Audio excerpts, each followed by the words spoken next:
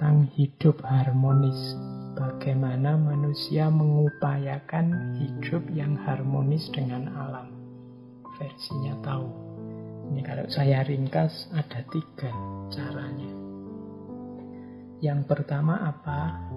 Manusia itu satu-satunya makhluk yang punya daya untuk mengelola hidupnya.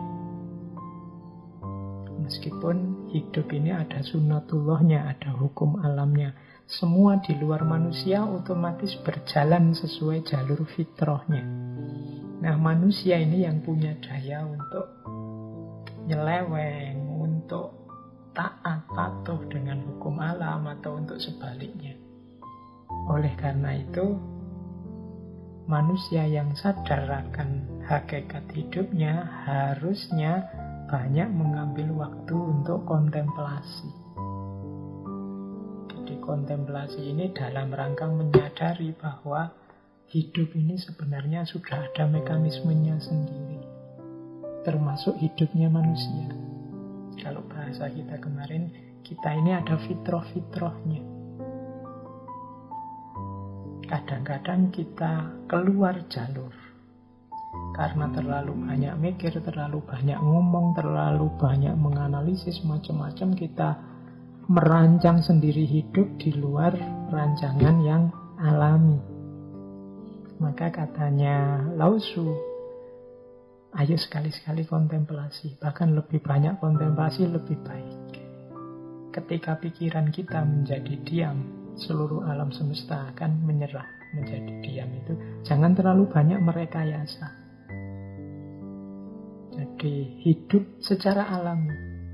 Segala sesuatu ada waktunya, ada prosesnya. Makanya ada quotes yang terkenal juga dari Lao Tzu, alam tidak terburu-buru, namun semuanya tercapai. Jadi apa-apa ada prosesnya. Kita kadang senang, kadang susah, kemudian kita jadi lebih bijaksana, kemudian tumbuh hubungan yang baru dengan orang lain. Macam-macam peristiwa dalam hidup, yaitu semuanya ada jadwalnya sendiri.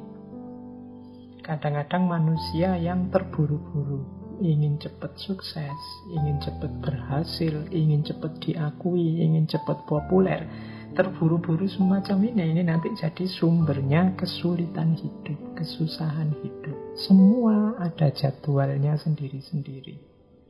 Sebagaimana kapan daun tumbuh, kapan dia gugur, kapan bunga mekar, kapan buah berbuah, dan seterusnya. Jadi jalan untuk hidup harmonis adalah pahami jadwalnya masing-masing. Segalanya ada waktunya, ada prosesnya. Jangan terburu-buru. Alam tidak terburu-buru, namun semuanya tercapai.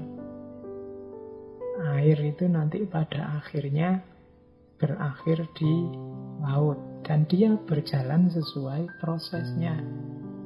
Tidak kesusu, juga tidak melambat-lambatkan diri. Mengalir saja sesuai prosesnya. Senang, susah, kita keliru dan mencari benar lagi dan seterusnya. Semuanya ada proses, ada jadwalnya sendiri. Hari ini kita mengalami pandemi, kesulitan hidup yang agak luar biasa.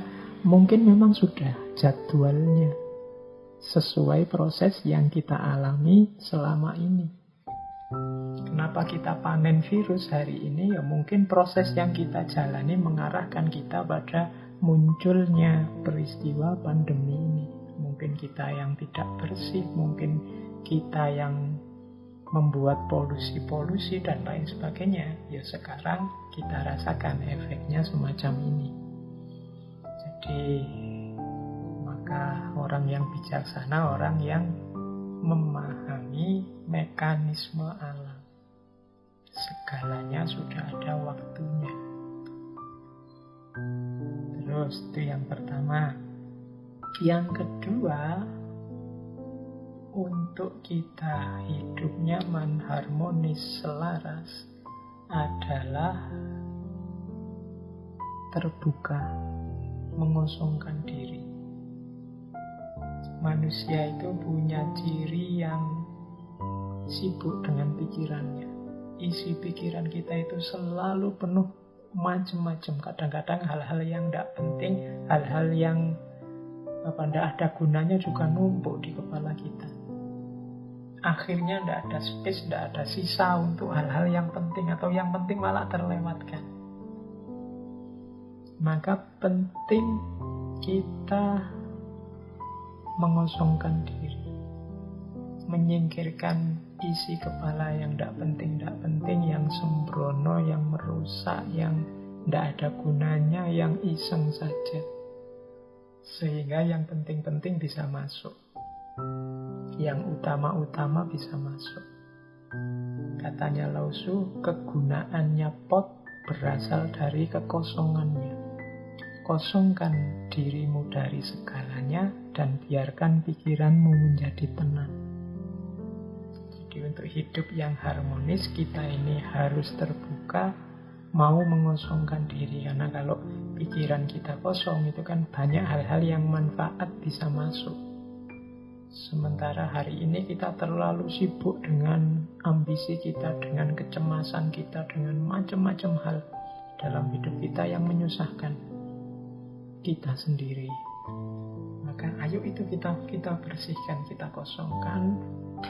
Kemudian yang manfaat-manfaat kita masukkan. Kalau dalam bahasa Sufi ada istilah takholli. Kalau sudah takholli, pembersihan, baru takhalli, pengisian dengan yang baik-baik. Justru sebagaimana pot, dia bermanfaat ketika kosong. Ketika diisi macam-macam sudah tidak ada gunanya lagi. Ketika dia kosong, dia bisa bermanfaat untuk banyak hal. Tapi begitu ada isinya, yang manfaatnya hanya tentang isinya itu.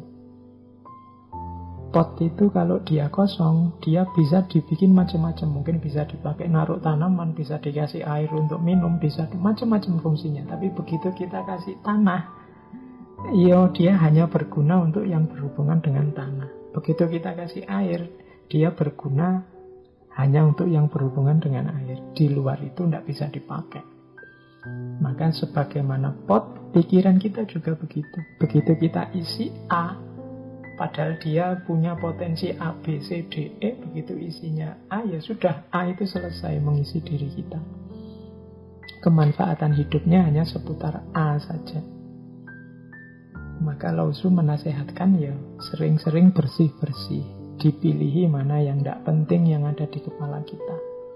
Hari ini kan kita sibuknya menghadapi gempuran yang menyerbu kepala kita lewat medsos, lewat internet, lewat macam-macam. Kadang-kadang juga tidak ada pentingnya. Ayo kita bersihkan biar ada space kosong, bahkan biar banyak space kosong. Di balik space kosong itu ada ketenangan dan ada potensi kemanfaatan yang luar biasa. Kemudian yang ketiga, hidup harmonis itu berhubungan dengan kemauan kita untuk tidak diikat oleh ego kita.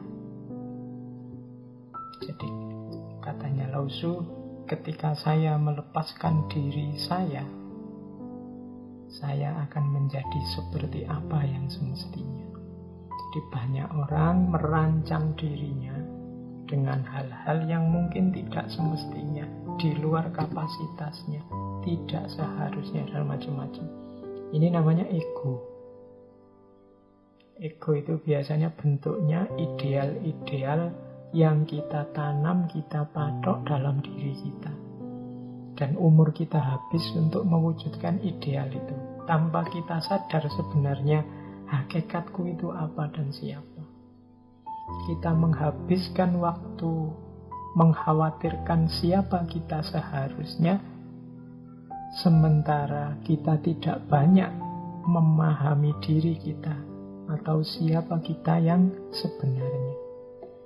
Ideal-ideal itu kan siapa kita yang seharusnya tadi. Kita itu selalu memarahi diri kita karena tidak seperti siapa kita yang seharusnya. Saya itu kan harusnya ini sudah lulus ini dari kuliah, kok tidak lulus-lulus. Aku itu harusnya sudah punya gandengan ini. Wong umurku sudah sekian kok yo masih jomblo saja. Aku ini harusnya sudah punya pekerjaan, usiaku sudah sekian. Aku ini harusnya sudah. Hidup kita isinya yang harusnya.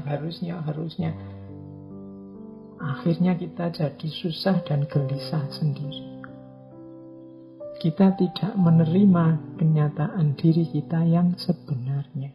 Karena kita terpaku pada ego kita yang menuntut diri kita yang seharusnya.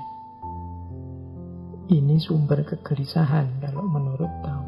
Jadi lepaskanlah, katanya Lao Tzu. Ketika saya melepaskan diri saya akan menjadi seperti apa saya yang semestinya.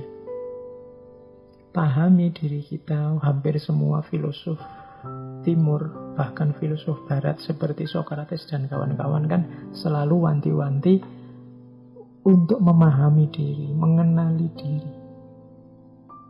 Karena diri kita ini kadang-kadang kita paksa untuk tidak menjadi seperti dirinya. Hanya karena melihat yang lain A, kita memaksa diri kita jadi A. Hanya karena melihat yang lain B kok bagus, kita memaksa diri kita jadi B. Nah, ini sumbernya penderitaan nantinya, sumbernya kegelisahan. Jadi, untuk membentuk diri kita jadi pemimpin yang baik, pertama-tama kita harus hidup selaras dengan diri kita dan lingkungan sekeliling kita. Dengan cara yang pertama, mari kita kontemplasi, memahami sesuatu sesuai ruang dan waktunya, sesuai jadwalnya sendiri-sendiri.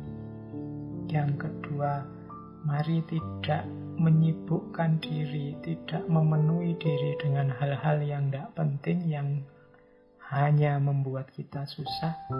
Dan yang ketiga, ayo kita melepaskan diri dari ideal-ideal yang tidak seharusnya, yang membuat kita jauh bahkan dari diri kita sendiri.